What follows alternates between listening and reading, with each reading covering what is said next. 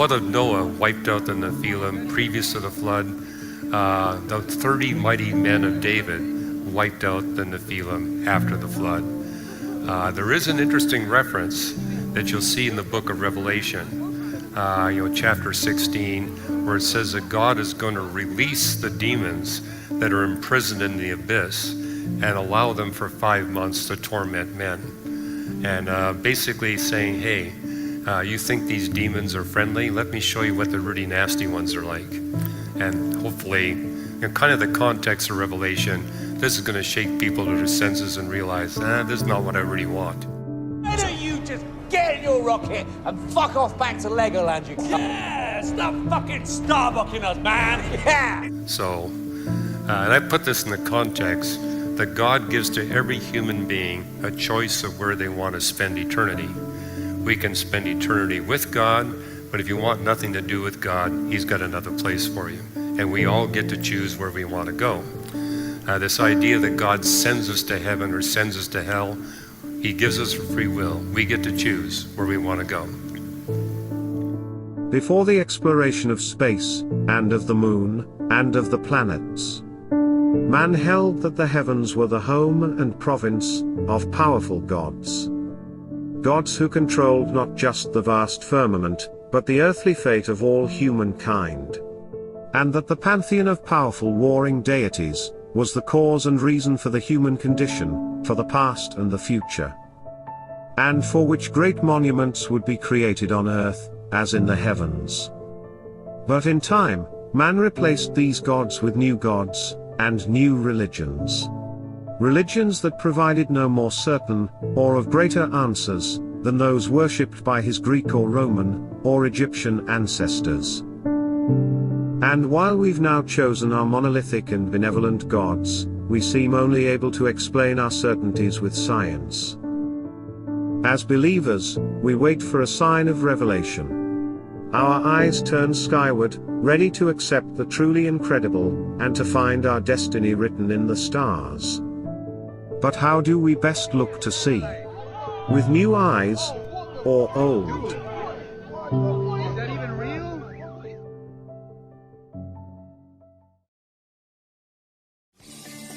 Welcome to the WTF Files.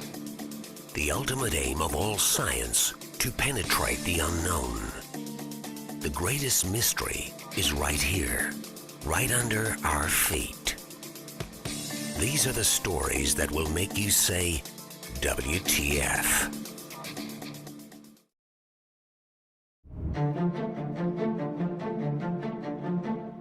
My background is astrophysics, and I've been a pastor for the past 4 decades as well.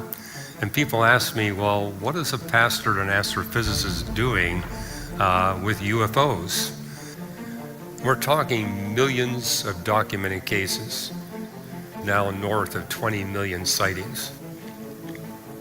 Now, as you're probably aware of Alan Hynek, he was assigned by the US government to do a thorough research of the UFO phenomena. This is in the 1960s and early 1970s. He's passed away, but he was the one that coined the term close encounters. Close encounters of the first kind, close encounters of the second kind, the third kind, the fourth kind. And a close encounter of the first kind is where you have this 1% residual, where the human has an encounter with a UFO within 500 feet or less. So we're talking a close encounter. And with the second encounter, they actually see phenomena like the thing crashing into the earth. And then close encounters of the third kind is where there's communication going on, where they claim to get a communication from beings that are on board this craft. The feed is on. Everyone can see us.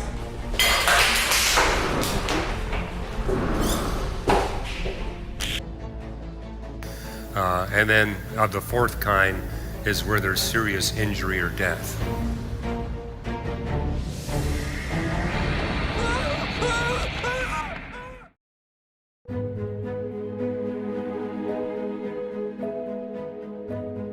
Now there's more than 2,000 documented cases where people have been able to track the UFO going through the atmosphere and it crashing into the earth.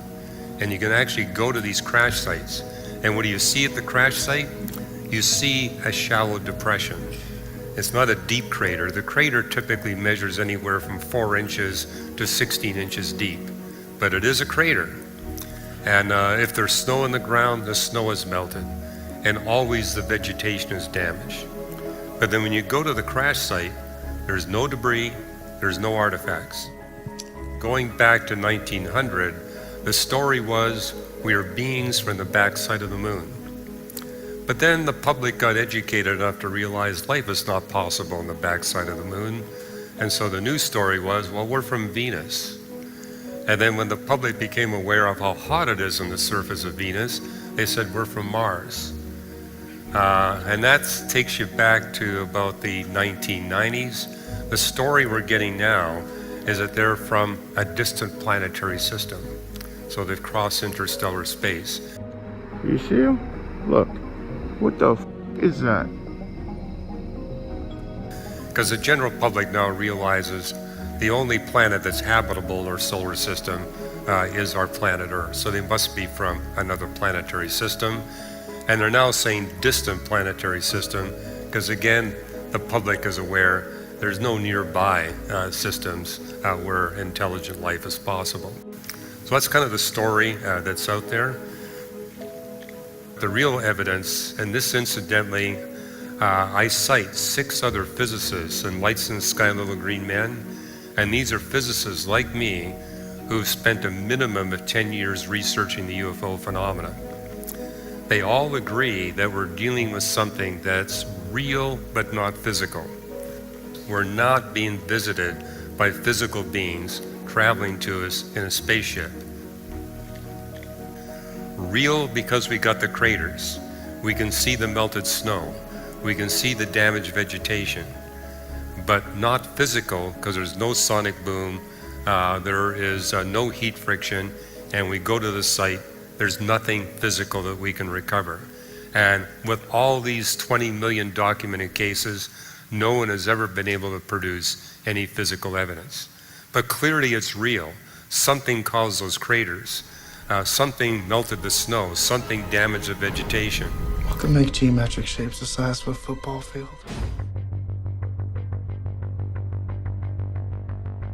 And people have been harmed by these UFO encounters. It's not benign. And this is what I think is really interesting as well, is when you look at the close encounter database, the best you're going to come away with is recurring, terrifying nightmares. Everyone has had one of these close encounters. They've had deleterious effects. There's 0% evidence that it's ever beneficial. So the best you're going to come away, so what's the worst you're going to come away with? The worst is you get killed by the phenomena. People have been killed by these close UFO encounters. And it's not just people. There's hundreds of documented cases where the animals that are associated with these people also get injured or killed. But it's only animals that are bonded to the human owner. So like their cow, their dog, their cat, their horse. And often the animal sees the UFO encounter first and the human sees it again.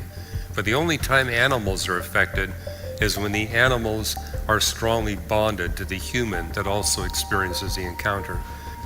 Then when you look at these close encounters where there's messages, the messages only happen to people who are deeply involved in the occult. There's no evidence of people having a message being sent to them by a UFO craft or a UFO being where the individual has not been deeply involved in the occult. Which is why we close our book off. In Lights in the Sky, Little Green Men, we say we are presenting a testable model of UFOs. Testable in this sense. There's a direct correlation between the close encounters and the degree of occult activity of the people who have these encounters. And that's something else we see in the database. A lot of this goes on in equatorial Brazil. A lot of this goes on in France. But France and equatorial Brazil is where you got a significant percentage of the population that are significantly involved in the occult, witchcraft, paranormal, etc. And as I've traveled around the United States, there's 2 states where I've been able to see a significantly greater number of people reporting these kinds of phenomena, Hawaii and Alaska. But Hawaii and Alaska is where you also have a higher percentage of people involved in the occult. So that's one of the claims we make in our book. There's a direct correlation between the degree of occult involvement and these UFO experiences, these UFO encounters, and especially where people have a close enough encounter that they're getting a message from these beings. Now, in terms of the latest data release from our US government, and by the way, other governments are following suit, and there's always been classified UFO documents, but what's happening in the news is a lot more of those classified documents are being released. And I think what's new in those documents is that you got credible people having these UFO encounters, astronauts, pilots, scientists that are having these encounters. And what's often though is that you'll see these photographs, and you got a photograph of the UFO, but you ask the human observer, did you see it? No, but I photographed it. Or you got people on naval ships where they get a radar bounce, but nothing shows up in photographic film. Or they see it, and they try to get a radar bounce, and nothing happens. And so we got these multiple detection methods, but they're not consistent. Not all the instruments pick up the UFOs. Some of them do, and some of them don't. But again, that's what you'd expect if you're dealing with something that's not physical but real. But I think some of the more spectacular latest releases are saying we got both a radar bounce and we got a photograph, but then they don't have a visual sighting. So they're now finding cases where they got multiple detections, but again, what's consistent, not all the detection devices pick it up. So again, non-physical reality. The physicist that's devoted the most time to studying UFOs is Jacques Vallée. He's a French astrophysicist. He has spent 60 years studying the UFO phenomena. He's basically devoted his entire life to studying the UFO phenomena. I've read his books. What he reports is credible. He's the one that studied the database to the greatest extent. But his conclusion is, and he's not a Christian, he's not even a theist, but he says that what we're dealing with is interdimensional phenomena. This is phenomena coming from dimensions beyond the space-time dimensions of the universe. He says they're real beings, but they're not part of our dimensions. They're not subject to our laws of physics. And I think, again, he's not a theist, he's not a Christian, but I agree with him. We are dealing with an interdimensional phenomena. We're dealing with beings that are not subject to our laws of physics. But when you read the Bible, it tells us that God created 2 distinct species of intelligent life. Human beings that are constrained by the space-time dimensions of the universe and the laws of physics that govern the universe. And then there are angels that are not subject to our space-time dimensions and are not subject to our laws of physics. And they can come into our realm. We cannot go into their realm. And as it tells us in Hebrews 13:2, many of you have entertained angels unawares. But there again, I want to make a distinction. I believe that passage is referring to the righteous angels. The UFO phenomena is referring to the non-righteous angels. That's something else that you see in all the books that have been published by physicists and astronomers who devoted a minimum of a decade of researching this phenomena. They all agree that we're dealing with an interdimensional phenomena, interdimensional beings, and there's a one-to-one correspondence to what we see in the UFO phenomena and what we see in witchcraft and demonology. I'm the only one of all the authors that's a Christian. They're not theists, but they say whatever's behind the occult is also behind UFOs. Whatever's behind demonology is also behind UFOs. There's a one-to-one correspondence of what's going on there. Now, In terms of the abductee phenomena, there are people who claim that they not only have been contacted by UFO beings, that they've been taken up onto their spacecraft. But those are the individuals that are the most deeply involved in the occult. And again, there's thousands of cases of people who claim to be abducted, but when you actually question them, they cannot produce any physical evidence that they're actually on board the craft. A lot of them claim to have been sexually violated, but again, they can't really prove that there's any physical evidence of that kind of sexual violation. So again, this is consistent. We're dealing with something that's non-physical and but real, and it's dangerous and it's evil.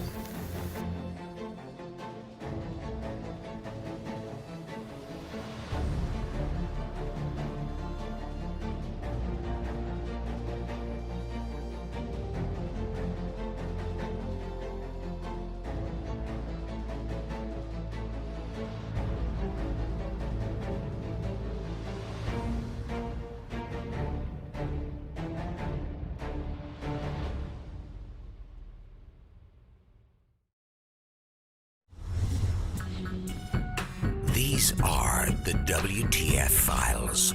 Subscribe today and be sure to like us on Facebook and follow us on Twitter. Thank you for watching the WTF Files.